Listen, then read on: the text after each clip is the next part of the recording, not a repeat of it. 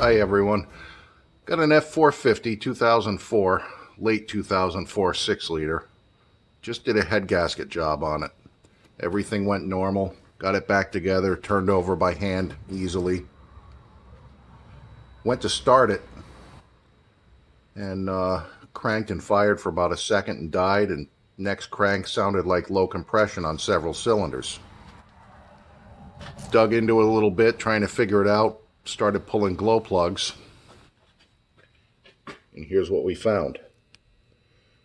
The one on the left is a new glow plug, the one on the right is an old glow plug. Every single glow plug contacted a piston, and this is because even though the parts were ordered with the VIN number of the truck, the dealership supplied the 2003, early 2004 longer glow plug.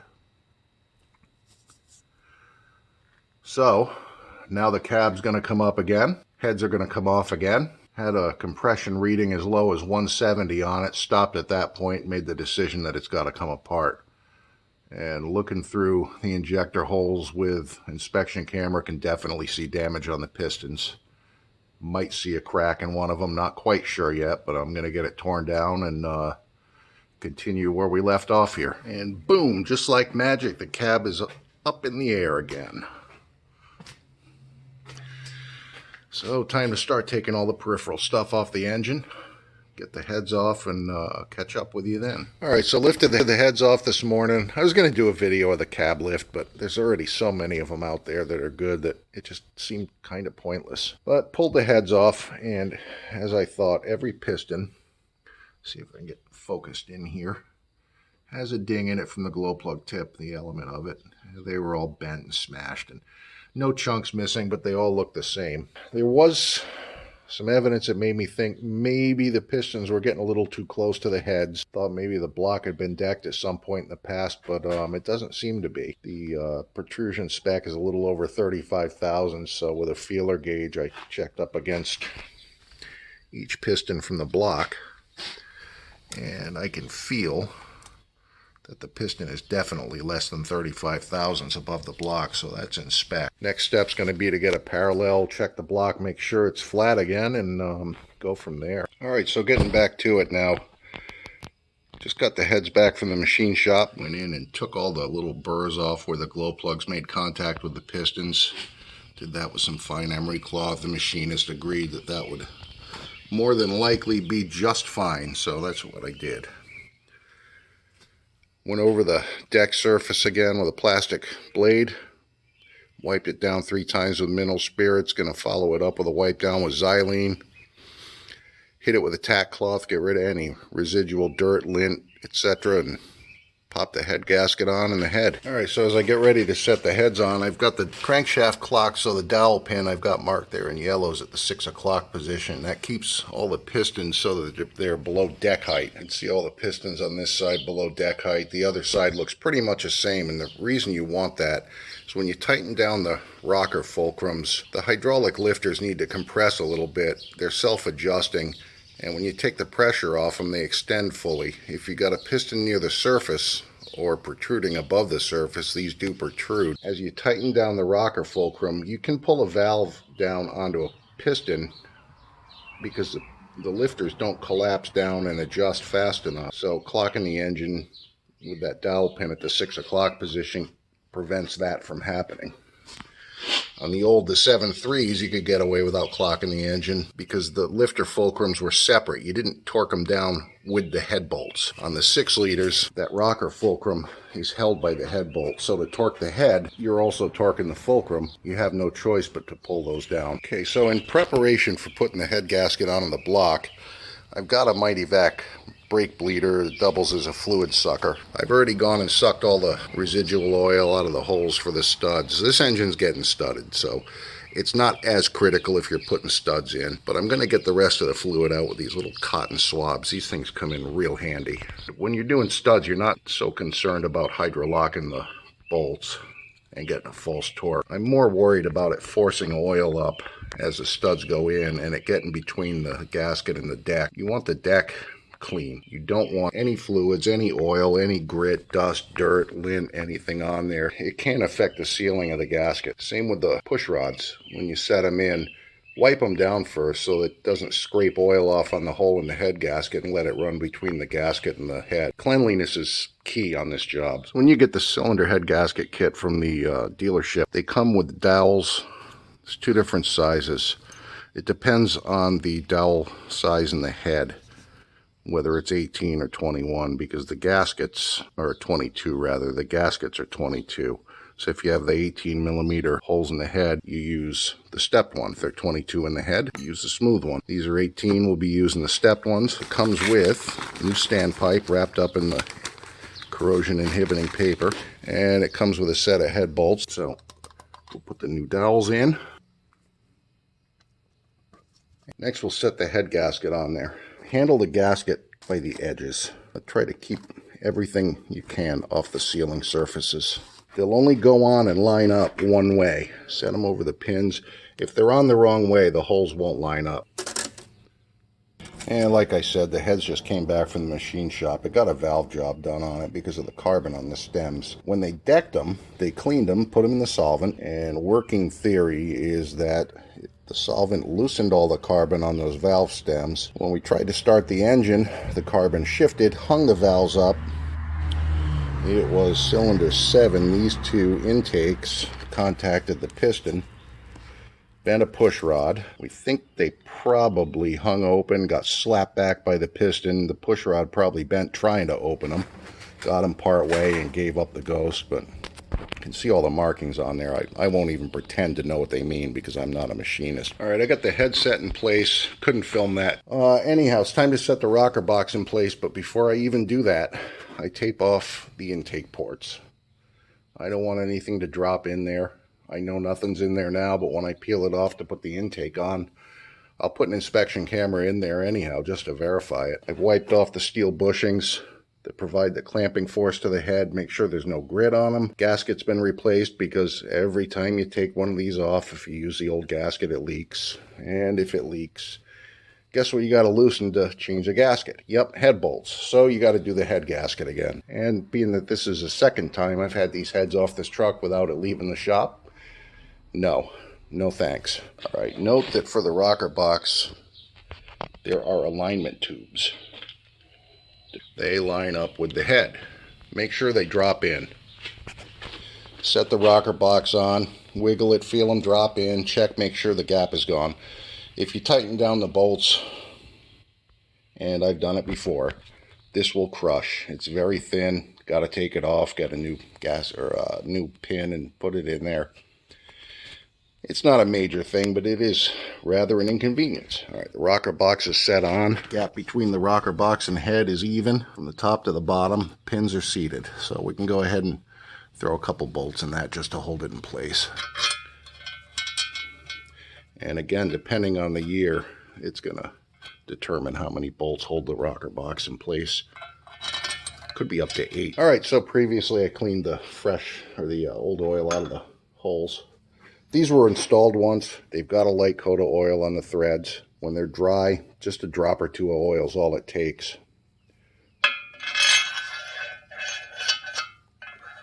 Start threading them in. These are ARPs. They've got a 3/16 hex socket in the top of them. They don't need to be tight. Just run them all the way down until they bottom out. And drop your wrench. Man, I must be getting old. There we go.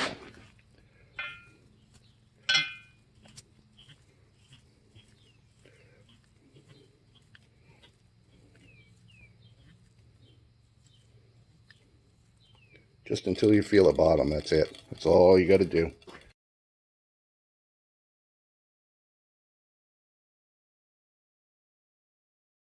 And just continue until they're all in. All right, head studs are all in place and run into the bottoms of the holes. Next step, let's make sure all the places where the rocker fulcrums sit are clean.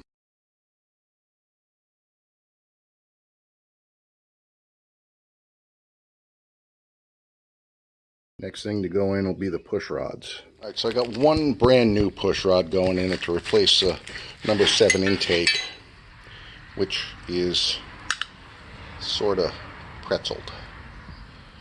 A little bit out of spec on that one. Set the ball down through the hole.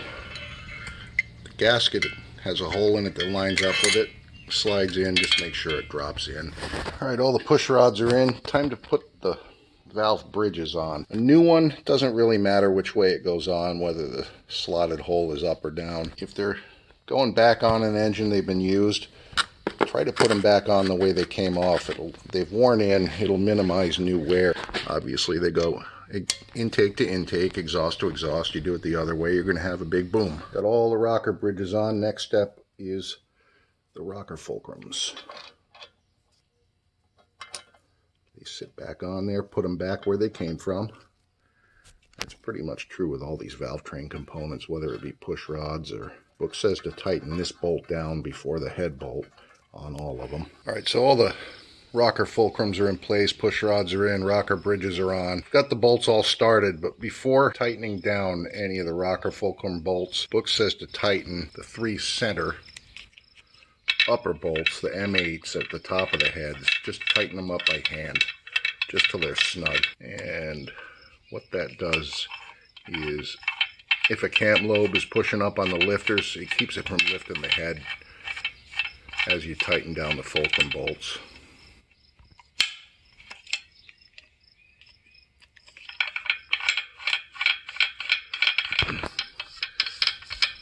I really don't like this design. I don't like the fulcrums being held down by the head bolts or studs, but that's the way they built it. Before I tighten down the fulcrum bolts, I'm just going to put a little drop of oil under the tip of each rocker so it has some lubrication on startup. Just a little drop is all you need. Alright, so on to the studs and nuts.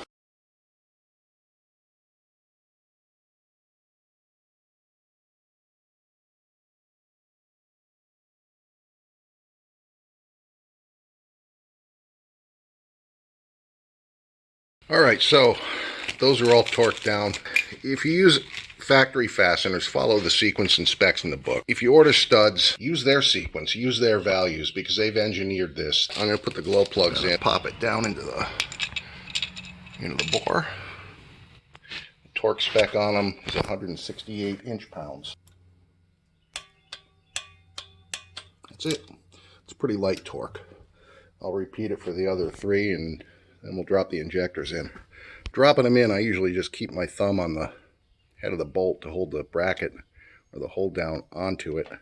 They don't fall off real easy, but sometimes they come off of there. All right, once all 4 injectors are in place, just run them in snug by hand. Make sure they seat. If you watch the injector as you tighten it, you can watch it get drawn down into the bore. These are the T40 Torx bolts. Torque spec on these is 24 foot-pounds. Injectors are all torqued down. We want to put the wire and connectors back through the holes in the rocker box. And to do that, you just slide it on up. Get it lined up in there. And push it through.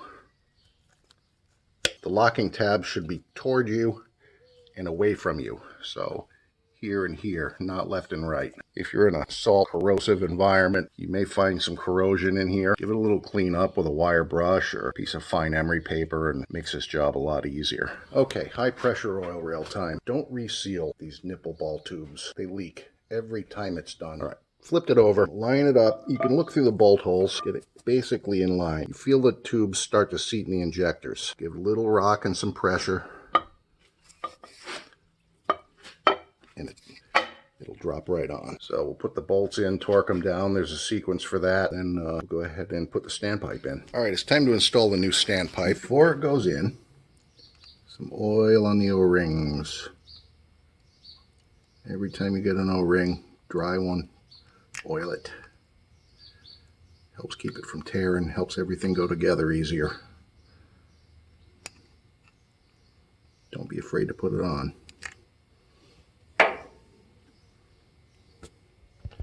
Alright, so that goes in the rear on that high pressure oil rail.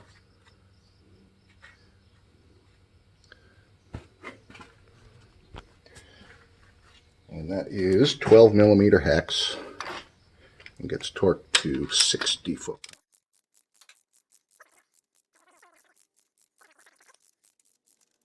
I'm going to replace the dummy plugs. They're an occasional failure, so it's just getting done while everything's apart. Torque spec on these is the same as the standpipe, 60 foot-pounds. Alright, I got the valve cover set on there. One thing I do when I take them off is some of the bolts have studs on them and some don't. I usually put a little dot of yellow paint where the ones with the studs go. Alright, valve cover's on. I just want to point out one thing on the exhaust manifolds. There's always one hole that's smaller than the rest. If you get the first bolt started in that hole, it makes lining up the rest of the bolts a piece of cake. Ready to put the intake manifold in place. I built everything out to the valve covers. Those are on. I've already put an inspection camera down in each intake port onto the intake. The gaskets go on. There's a little tab on each one. Right there. Those go up. They go toward the manifold. All the bolt holes have a little rubber grommet in them, so you can stick a bolt in to hold it on there, and you can slide the whole thing in, gaskets and all on it. Alright, manifold's on and torque down. Time to go ahead and set the filter housings back in place. Look at some of these fitting connections. They're face seals. They have an O-ring on the face of it. The other face of the fitting's flat. It seals up against the O-ring. Make sure any of them that are face seal have the O-ring still in them before you put the lines back on. The Banjo Bolts with the copper washers for gaskets, you're supposed to replace those every time because they do work harden. If you don't have them, you can anneal them. Heat them up red hot, quench them in water. That anneals copper and softens them again. But, you know, preferably replace them. I'll get that tightened down and I'll be back with you in a minute. All right, when you're putting the intake manifold on the main harness, there's a wire that branches off to the exhaust back pressure sensor and runs down behind the front cover. You want to make sure that is behind the thermostat toward the back of the engine. It wants to lay up here. And if you bolt the intake down, you can't slide it past here without cutting it up. I've got the injector harness laid in place. It has two connectors that go to the FICM. The other harness goes over it. You just take each injector connector, get it lined up. Yeah, easier said than done. There we go. Snap it on. Alright, so I've got the fuel injection control module or FICM sitting here up by the brackets. They're bolted on. 3 connectors, 3 sockets. Easiest way I've found to do it is just lay it on there, reach under without it bolted down, and just work them in. Press them until they snap. Don't forget, there is a ground wire on the back of the injector harness that goes to this back stud. That goes down to the IPR valve, which is something else you got to remember to connect. If you don't, truck won't run. Kind of a pain to get to with everything put together too. It's time for the turbocharger. I wouldn't call it a precision fit in the bracket, but it's kind of tight, so I find it helpful to just wire brush where the turbo sits and where the fasteners and pins lie. All right, turbocharger's in place, bolted down.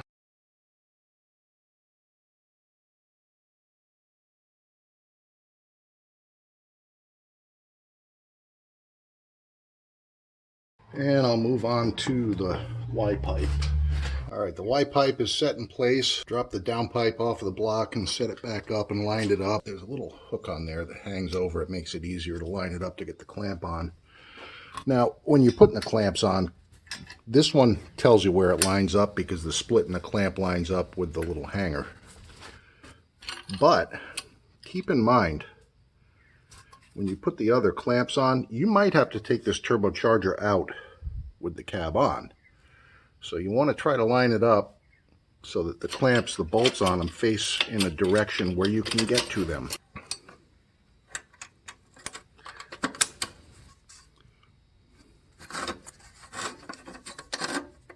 Alright, so glow plug control module, ICP sensor, pretty self-explanatory. Connectors for the glow plug control module, there's a black and a green and a black and a green. They just plug into the light color. And the Back of the engine here, back by the downpipe, is where this braided ground strap mounts. Grounds the engine, the chassis, and it goes up to the firewall up over the HVAC box. Alright, so getting ready to hang the fan and shroud assembly on here. On the engine, right below the throttle plate, on the intake elbow, there's a stud there. It's threaded, but it doesn't get a nut. Its whole purpose is to hang the shroud assembly from while you install. And you can start to thread the fan on. Alright, the shroud's on, the fan is spun onto the hub. Before we put the bolts in that rear half of the shroud, we got to tighten that big nut that holds the fan to the hub. We got to give that a little tap. And to do that, I use an air hammer. A lot of people do. Just catch it very corner. Yeah, it's hard to catch a corner of it. All it takes is a little tap just to snug it onto there. Once it's snug, there's a lot of friction between that big nut and the hub. Yep, you saw it turn just a little bit. That's all it takes. Time for the scary part, the electrical connector to the fan hub.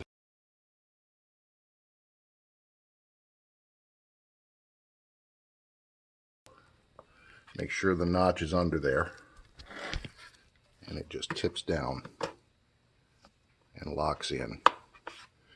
To get it out, you release a little tab, tilt it back. It's just the opposite of putting it on. That's in. Had that connector conveniently positioned. We'll snap that in while we're here. Now as I lower the cab, I stop every few inches once it starts to get close and walk around and look and make sure nothing's going to hang and nothing that I forgot. Stressful part's over. The cab's back down, sitting on the frame fully. The two front body mount nuts are back on, so time to start putting everything together back in the engine compartment.